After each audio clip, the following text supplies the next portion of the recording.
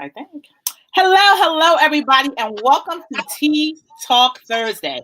I know oftentimes you guys are used to seeing me at noon, but as I told you before, when there's a guest, chances are I'm gonna go on at 7 because some people are still working at regular jobs. People don't just have time to be sitting around all day long talking to me on the internet. But anyway, for those of you who don't know, my name is Tamika. I'm the mouth of IG at Tamika Talks and the thought leader at Life and Pumps. And Tea Talk is just an organic conversation amongst tea where we talk about current events, life happenings, and things of that sort. So I am so elated to have my guest, Teisha Bouler, today. She is the author of the book Beyond Her Reflection. Please introduce yourself to all the people out there. Hello, everyone. Tamika, thank you so much. And you know what? Great minds think alike. Same mug. Thank you for having me on again. Hello, everyone. My name is Teisha Bouler, and I am a 6-year breast cancer survivor, and I am the co-author of the book Beyond Her Reflection, where I actually wrote about my journey going through breast cancer. So thank you for having me on. Well, thank you for joining us. And today, if you guys have been paying attention, is World Cancer Day. And so the theme for this year is I am and I will. Hence my hashtag shirt, guys. So hopefully you've seen all of the amazing posts that have been out on social media, really just talking about what world cancer is. And it is literally an organization to unite everybody, no matter what your cancer is across the world, for us to come together and end cancer. So on my post today, I talked about what my am and my I will is, and I'm gonna share it with you guys here. And if you have one, please by all means share it as well. I probably should have had it ready to read, but that would have been like right. So give me a minute, people. It's coming. All right, so here is my I am. I should know this by heart, you would think, right? So mine is I am a breast cancer thriver, and I will continue to kick indoors to advocate and provide support to families affected by this horrible disease. I will make certain that all voices are heard and respected, and more importantly, increase my commitment to end the health disparities that exist for sisters of color.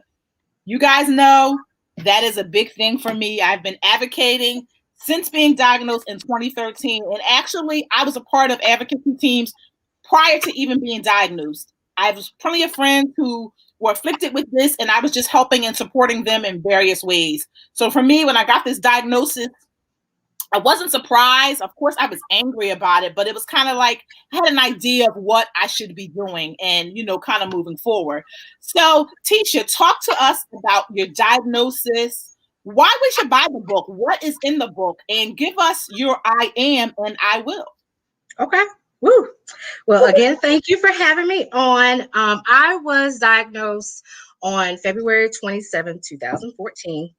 I was diagnosed with stage 2B, invasive ductal invasive carcinoma. Okay. So my cancer was an aggressive form of cancer because it spread it into my lymph nodes. So how I discovered the cancer, I'll be the first person to tell you that I did not do every month the self breast exams like I should have. And it was one afternoon after work, I was doing a Zumba workout. And in the midst of doing one of the Zumba moves, my left arm brushed up against the side of my breast and I felt the lump. Wow. So I got to feeling on the right breast. I'm like, well, there's nothing on that side. So feeling again, I knew something wasn't right. So I called my mom. I live in up north, and my family is down south. Okay. So I called my mom, and she was like, "Well, it's probably just a cyst. Just call your primary doctor and get it checked out." So the next day, I did call my doctor, got an appointment in. He did an examination, and he was like, "Yeah, let's schedule you a mammogram." At that time, I was 36 at the time. So of my diagnosis. So after the mammogram showed that there was something there. So I had a biopsy done on the lump. And the biopsy was done on February 26th. That very next day at 1:35 p.m., I got the call stating that it was breast cancer. And that was the day that literally changed my life. Absolutely. I can remember what I was doing, what was on the TV. I can remember every detail of that day when I got the call. Um, it was a punch in the gut, to say the least. Uh-huh. Um, I am the first in my immediate family to have breast cancer. Wow. So it was, again, it was after the diagnosis. I called my mother, and she got on the next flight up, and we met with my team of doctors, and we had all these tests ran to, make sure to see whether or not, the cancer had spread to any other parts of my body. And that's where we discovered that it indeed had started spreading to the lymph nodes. So I had to start treatment right away. Mm-hmm. Um, so treatment began in April, and I did 8 rounds of chemotherapy. And once I finished with chemotherapy, I had a lumpectomy in August. Okay. And once I finished with my lumpectomy in September, I started radiation, and God be the glory. During my chemo, I never once got sick. Mm. I'm a kindergarten teacher, and I was still able to work. Wow. I never once got sick. I was still able to go to work. They were going to work, and being around my kids was a distraction. And for me, it was also a source of motivation and strength Okay. I got to beat this thing, because teaching is my heart.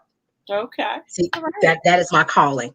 And they gave me the strength that I need. And once I finished with radiation starting in September, I finished radiation the day before my birthday on November 29th, 2014. And I thank God every day that Absolutely. that was such a wonderful birthday gift. And I am 6 years in remission. I thank God for every day that He has healed me, that I have come out on the other side. And I have a calling now to educate and Absolutely. advocate Mm-hmm. for women like yourself, advocating and being that voice for for African American women, for women of color, because that community seems to not be represented Mm-hmm.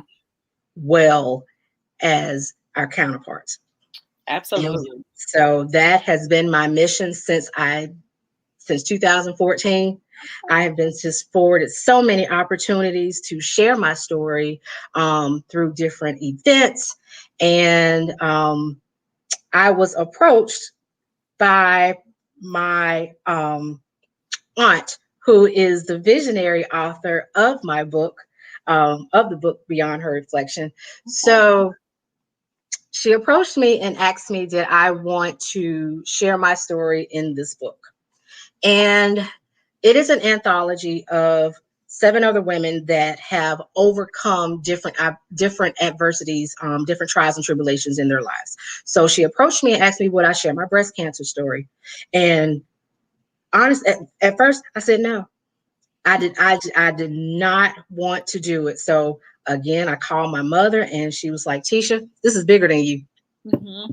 You got to put your feelings off to the side, because your story and how God helped you get beat it, you got to share your story so that somebody that is going through it right now can know they can beat it too, and they're not alone.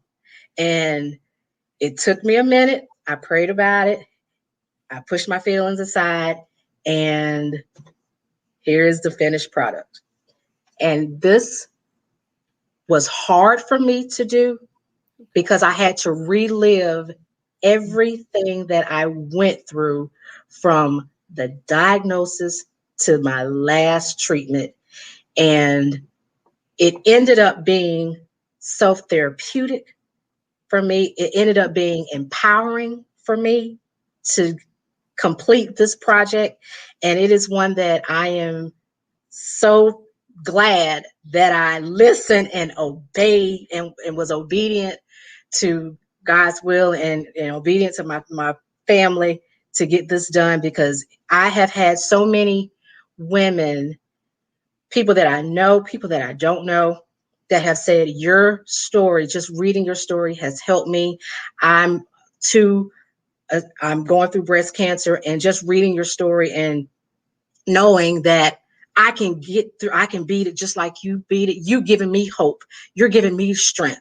So my motto is always this: if I can just reach one, I've done my job. Absolutely. So I would say my am is definitely, I am a breast cancer survivor. I'm a thriver. And my will is I will continue to fight. I will continue to advocate. I will continue to be the voice for those that don't have that voice to overcome breast cancer for the women of color and in the African American community. I love it.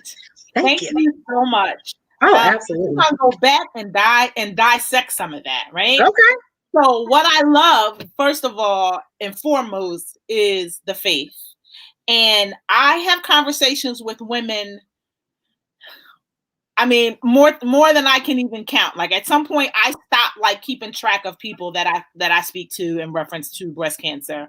And I always tell people, you know, whether you believe in God or not, you've got to have faith in a higher being than yourself to get through this. Like that's the only explanation. And I tell people, I said, it's not magic. I said, but you can't do this without faith. Absolutely. You know, and I tell them, you know, attitude is everything. I said, so if you don't have the right attitude and faith, you're not. That's half your battle. Absolutely. If you don't have that determined mindset that you're going to beat this, it's going to take over. Yes, absolutely. And it's going to beat you. Yes. And at that time, again, I was 36 when I got diagnosed, and my mindset was, well, hold up. I'm single. I want to get married. I want to have a family someday. I love to travel. I will not let this take over my life. I got places to go and people to see. Absolutely. And I kept that in the forefront of my mind. And don't get me wrong, I'm human. There were moments where I lost it. There were moments where I had that why me moments. Especially when I first got the diagnosis, it was, my first thought was, oh my gosh, am I going to die? Mm-hmm. And I had to literally go in my closet and shut the door. And I had to have a one-on-one with God. Lord, it's me and you. I know that. I just got this diagnosis. Right. What are we gonna do? And absolutely. And Tamika, when I tell you, when I opened that door and walked out of that closet, it was like a strength had come over me that I had never felt before. And at that moment, I was ready to fight. Yes, absolutely. And so what's so funny is, you know, oftentimes I do these talks with other survivors, and just when we go to conferences, we always end up in a room somewhere comparing scars and really just talking about that moment when you knew, I got this. Me and God, we can do this. And I tell people, I said, you know, I'm really not a crier. Although now I'm a little bit emotional. I don't know what that's all about. But I remember right after my diagnosis, I was at the first hospital that I was, you know, getting opinions and stuff from. And I remember getting out the car, walking with my husband in the parking lot, and I just bust out crying. Like it was as though like everything had just fell on top of me and I just had to release it. So I cried. He hugged me because, you know, he was a little like, whoa, what's going on here? And I swear, like, I felt like I cry and, you know, and I'm praying. And then within minutes, I was like, girl, stop. We got this. Get your ass in there. Let's do what we need to do. We get ready to kick this. Let's do it. And that's how I felt. Like literally from that day forward, that's how I felt, you know, and I reflect back on that moment because I realized that was my moment of strength. And I tell people, when you hear those words, it's devastating because no matter the fact that you might know 20 people who have survived, you always think about that one person that did not. One And you're person like, that. it could be me. And for me, Mhm. a lot of reliving my story reminds me of those people that Yeah. we've lost. And Yes. you, Yes. you get guarded with your feelings. Mm-hmm. You want to avoid that guilt, which is so real. That Every is so. time, I have to explain that to so many people that survivor guilt is real. mm-hmm. No matter how long you've been, a survivor, when you get diagnosed and you become a part of that breast cancer community, when you lose someone, you meet so many people that have that same diagnosis as you, or that are going through the same thing as you.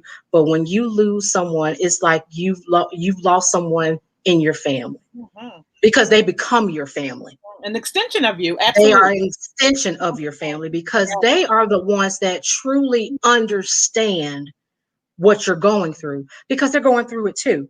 Yeah, And when someone passes away, it hurts it does to the core. to the core, because you always have it. I know for me, it's always in the back of my mind. What if it comes back? Mhm. What if that was me? You Yeah, know?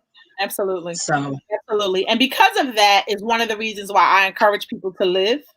I am oh in yes. all these cancer groups. I am a part of Coleman's Advocate in Science, which I love because it keeps me connected to the research. And so, I attended San Antonio, the breast cancer symposium and all of that. And I go to I probably, was there too. oh, you were there? Oh my I God. was Oh, there oh, too. we don't see each other. Yeah, I know. Oh, right. And so Yes. I love attending those things because Hmm. we get to have a conversation with scientists that we ordinarily Yes. wouldn't have. And then we get to talk amongst each other about what Exactly. we're doing, new trials, all that kind of information that's out there. And so people often ask me, isn't it overwhelming because you are reliving it every day? And I tell them, you know what, you're right. There are some days that I just want to ball up, go in a ball and sit on the couch and do nothing. I said, but I have to realize that this charge that God gave me is not about me. It is not about me. Again. It is Yep. about, I got it I is got to about push the those feelings over story. to the side. Yes, exactly. I'm like, it is about the I got. story that needs to be told, that people need to understand you can do it. And Yep. while I feel like we all have those moments where, we hear about someone going stage 4 or recurrent Mhm. or whatever, and we in the back, and it's a gut punch because we're like, oh, could it be us? Yeah. And we're not going to talk Yeah. about the aches and pains where you're like, come on, stop. No, Right. let's not do this. But I Right. always remind people we gotta live. Don't not Hmm. do something because you're afraid of what might happen. Now, of course, right now it's a little different because we're dealing Right. with COVID. COVID. And, we can't move and go as freely as we would like. And It's a especially whole nother beast. our immune systems are not 100. So we Right. have to be even more careful. More careful. Exactly. Right. But I'm like, while you're home, find something so that you can still live. Yes. Don't wallow inside and not do what you need to do. Absolutely. And I've learned too, with COVID, um, with COVID, running rampant, and we're, confined in our houses. For me, how I get through is music. Mm. I love. I'm an old school. I'm old school to the core. I get that from my father. May he rest in peace. But I love just. I put on concerts in the house. That's what I do. Okay, girl, it's nothing for me to get my hairbrush or get a comb and turn on some music, and I'm all through the house just having concerts. That gets me going. I love it. I Oh love gosh, it. that and watching old sitcoms. I love. I'm an old. I guess I'm just, my best friends always say I'm an old soul. And they tell me that all the time. I'm an old soul, but I'm just watching old sitcoms, and just since we can't go out, and be with our friends, just having virtual video chats. So my best friends back home, we do a virtual happy hour we do happy hour on Saturdays, and those are, I look forward to those. Every we try to do those at least twice a month. We got one actually we got one coming up next in a couple of weeks, because we celebrate two of my friends' birthdays. So I am excited about that. So just being able to make those connections, even though it's not in person, but still making those connections through video chat. I'm FaceTiming my family. My sister and I, we FaceTime just about 2 or 3 times a day, and it's like clockwork. So just again making those connections. And also, one thing too, seeking therapy. We as an African, we as a Black community, we got to get out of, we're just gonna pray about it and we're gonna ask God to fix it. Sometimes, God, well, you got to also realize too, that's why God created. I was gonna say that we put him here, so yeah, for a reason. Absolutely. Yeah. So that, and until we are able to get back out safely, if you are going through something and you're not feeling like yourself, or you feel yourself going through a depression while we're in this pandemic, please talk to someone. Yes. And let's take a pin in that part.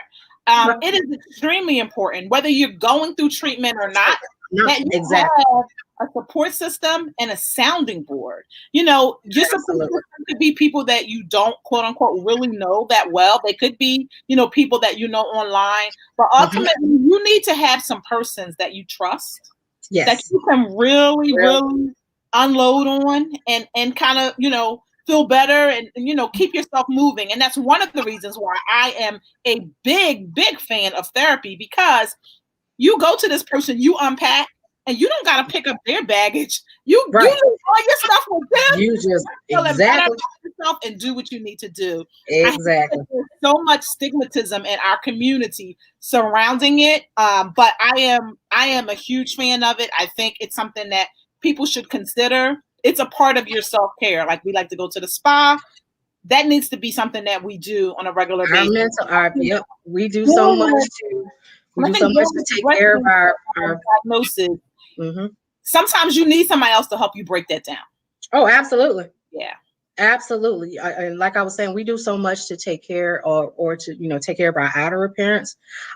We need to make sure that our mental is also a top priority as well. So, and when you said having a strong support system, I can't begin to thank God enough for the support system that I had and that I still have. Whether my friends, my colleagues, my best friends, my sorority sisters, and those that I don't know through online support groups. My best friend, she always, when I was going through my journey, her thing that she would always say, one and done, Teisha, one and done. We going through this one time and that's gonna be it. I know that's right. So that was our thing, one and done. And we continue to say that to this day. But I cannot thank them enough. They have truly been my rock on moments when I just didn't want to. My strength was just on E, and they lifted me up when they gave me their strength when I needed it. So having that strong support system, yes, that is another thing that is going to definitely get you through as well.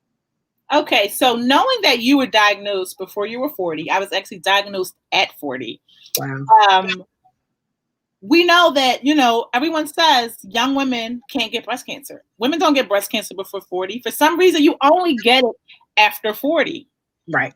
So what would you say to the woman who's right now, who is feeling, maybe she's not feeling the lump. She could have some breast pain. She could have some discharge. Her breast could be lopsided. She got some stuff going on, and she really doesn't know what it is or really how to explain it, like to her friends, who she's probably talking to.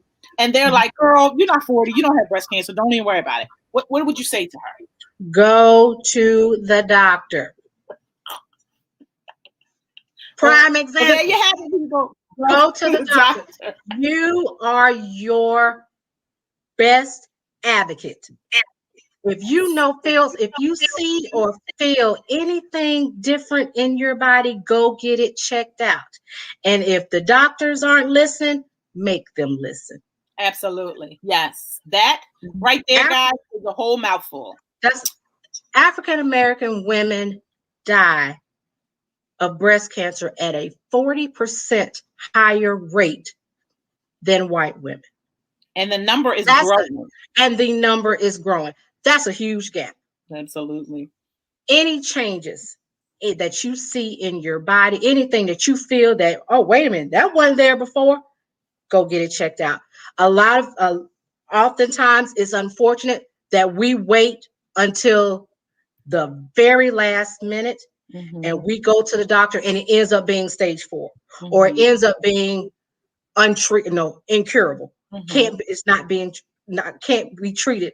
When if you would have gone the moment that you saw something different or felt something different, your life could have been saved. Absolutely, because we all know that it's not October, but it's for me, it's always breast cancer month. Every day, I say every day. Every day is breast cancer. Every day is breast cancer awareness. Every day, not just October. Right, absolutely. And so, what we're saying, everybody, is early detection is key. Early detection is lives. And I'm on a lot of conference calls, and oftentimes my white counterparts are saying, we need to stop reminding and saying that all the time. And I was like, unfortunately, until we end breast cancer, or at least until we narrow the gap between your friends and my friends, we got to keep saying it because we are so busy living life, taking care of other people that we put ourselves last. And even though we know something's not right, in our mind, we're like, oh, it's going to be okay. And it probably is going to be okay. But you pay for medical insurance. Use it. Use it. Use it. Use it. Yes, absolutely. And don't self-medicate. And oftentimes too, we self-medicate. That has to stop. Again, I cannot stress enough. When you look at yourself in the mirror and you see something is not right, go get it checked out. Make those medical professionals listen to you. If that doctor doesn't want to listen to you, go to another one. Absolutely. You go to as many doctors as necessary that will hear what you have to say. And if they don't want to hear you, screen it. Absolutely. Because this is your life on the line. We are our best advocate, and we have to advocate for ourselves. And nobody else. That we have to understand is oftentimes doctors are more reactive than proactive. So when you present something to them that is kind of out of the norm, they want to basically kind of, I don't want to say always push you off, but it's kind of like, well, let me ease your mind because it's not that. But you want to tell the doctor, no, I need to see the proof it's not that. Not that, exactly. You have to just tell me. You got to show me. No, show me this. Yeah. Because literally, this is a matter of life and death. It could be a matter of life and death. Yeah, so absolutely. And so the other thing I want to talk about is genetic testing. Did you do genetic testing as a part of your diagnosis?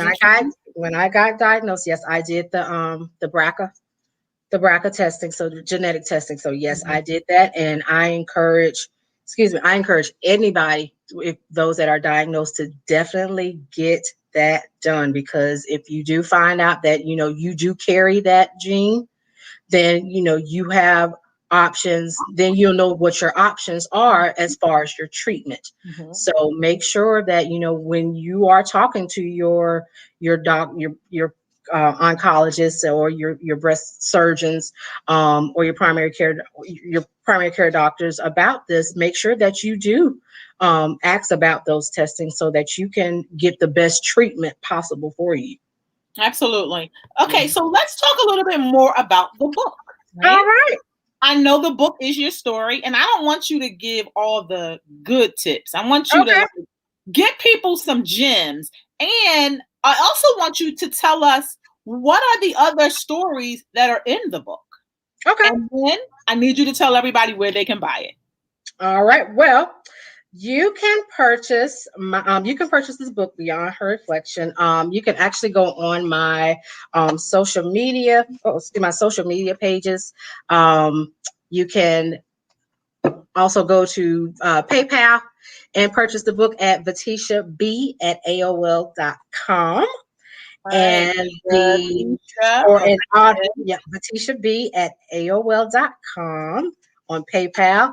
If you would like an autograph copy, I will definitely autograph that to you. The book is $25, which includes shipping. So that is one way that you can get the book, as well as going on my social media pages as well, and just send me a message with name and address, and I will ship this book to you. Okay. And what are your social media handles? Is it just My the social, yes, my Facebook. Oh, I had lost uh, good thing. But anyway, my Facebook page is Teisha Bouler. So that's Tesha Bouler, Bouler. My Instagram is Vatesha B. And my Twitter page is at Feisty Ivy. I love it. I love it. I love it. And so, what other types of stories? You said feisty, right? Yeah, Feisty. Fies. Yeah, So for Fiest. those of you who want to know about the Ivy, she is a member of Alpha Kappa Alpha. Don't hold it against her. It's all good. It is no, definitely. This is the best. The See, best. we're not gonna have that. We're not We're gonna not- That's a conversation for have another day. That's another conversation for that is another day. another conversation. Absolutely. But it is all in Greek love. All in Greek love, All in Greek absolutely. love. All Black Absolutely. women, we love one another, absolutely. Absolutely. And absolutely. So Beyond Her Reflection is an anthology of myself and 7 other women, again, that have overcome different challenges and adversities in their lives through prayer, through their faith in God. Again, there with my story of overcoming breast cancer, one of our co-authors wrote about her overcoming substance abuse. Mm. We have a co-author who wrote about her journey as a single mother, going through another co-author going through divorce. Mm. So there, these So it's stories. real life. Like it This is is like real it is life as that's happening. real as you can get. And when I tell you, this is one of the best resources, and not saying that because I have a part in this book, but this is actually a wonderful, wonderful resource for anyone to have that is going through something, or that just need to know that they are not alone, that Mm. they can get through whatever it is that they are going through, that there's somebody out there that went through that same thing Mm. and Mm. came out on top, and you can do the same thing too. Wonderful resource to have. That is great to know. So yes, because oftentimes, no matter what it is, when you're going through, you always feel like you're alone and you're the only one Exactly. who's done it. So I Exactly. think it's great that now there's an anthology that, because some people could be going through multiple things, that people Absolutely. have something to kind of guide them through, with what people did, choices that people made, and how they came out, because we always need that to be encouraged. So are Absolutely. all the women in the book African American? All the book, everybody is African American women. Yes. That is wonderful. So I actually have a book list coming out of Okay. books to read by Black authors. I will make certain that that is on the list. So if Absolutely. you miss any of those other options for how you can get the book, the list will be out soon, and you will be able to go onto the list and purchase it. The other Excellent resource. yeah, the other thing I want to talk about is I understand you have a podcast. Give us some Yes. details. Now this is one of my projects that I am proud of. So I recently started a podcast called Teisha's Tea Room, the place where conversations conquer cancer. And so my podcast is I have this is just giving women, especially women of color, that is my target audience, another safe space to just come on the show, share their stories. We talk about life living with breast cancer, life after breast cancer, dating while having breast cancer, the financial aspects of it, the social, the emotional parts of it. Some we'll just talk about just everything dealing with breast cancer, and just having women of color just come on and just share their stories, and just having another space where they can feel supported, where they can get their stories out, and have the opportunities to share their stories and reach those people as well. So it is a project that I stepped out on faith with, and that I am very proud of. And so I'm actually making some changes to it right now. So it's going to be back up and running very soon. So be on the lookout on that through my social media pages. So I am very excited about this. This is one that I never thought that I would do a podcast. That was one of the last things that I had ever thought about. Once I had done the book, I was like, okay, Lord, what else do you have me to do? So I actually did an interview with a person with the show, and talked about my story, and I'm like, I like this. I think I could do something. I think I could do this, and reach people that are going through the same thing. And before I knew it, Teisha's Tea Room is. I love it. And you guys know I really love it because it's tea, and you guys know how I am about drinking the tea and dishing the tea. So you guys know I'm all about tea. But before we go, the other thing that I want to do is, with World Cancer Day, I've been encouraging people to donate to organizations that are on the ground doing the work. Do you have any organizations that you want to mention that you think people should think about? Two organizations, actually no, three organizations off the top of my head. One, For the Breast of Us, which is a wonderful organization that we are both of are a part of, that are really doing amazing things for women of color, to give again them the space to share their stories and just advocate. Another organization is called Tiger Lily Foundation, which I am an angel advocate.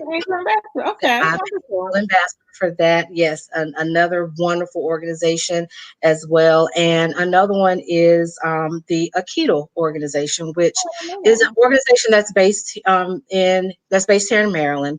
They are an organization that that focuses on not only breast cancer survivors and thrivers, but also women that are also domestic violence survivors as well. So wonderful organization. I recently just participated in a calendar shoot that they did in October, and it came out fabulous. It was a beautiful project. So definitely, if it's on your heart, please donate to those three organizations, because they are really doing some amazing things, especially for the African American community, to get our voices and get those voices out there, get our stories out there.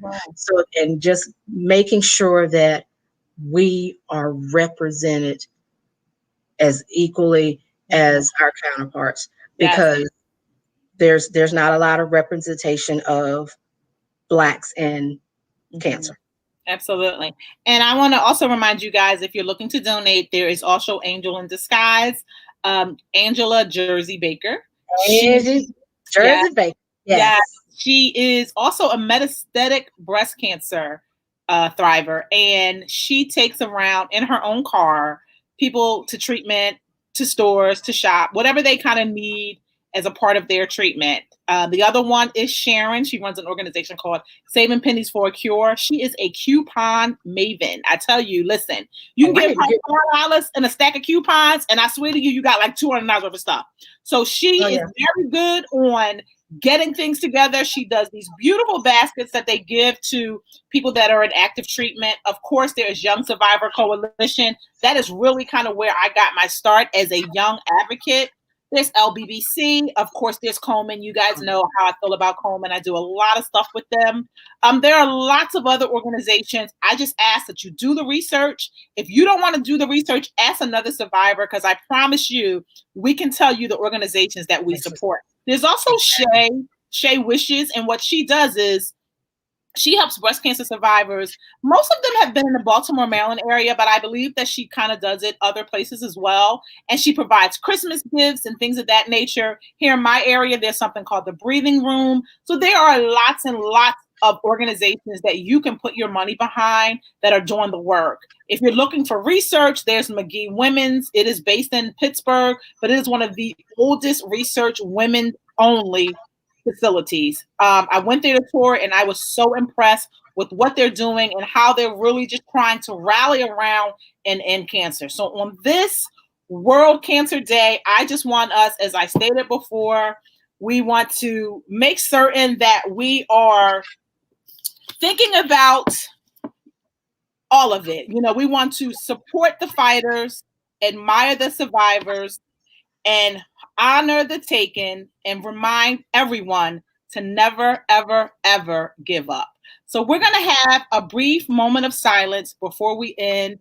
This past week, we lost someone to metastatic breast cancer. And I think all of us in our minds, even though, you know, we saw the messages and that, you know, she was kind of coming to the end of life, because the life that she lived and how full and lively she was. None of us wanted to believe it. And none of us wanted to even say, yeah, but I am happy that she is no longer in pain. Her family remains in my prayers. So we're just going to do a 1 minute moment, not even a minute. We're just going to do a moment of silence. Please just bow your heads. Thanks.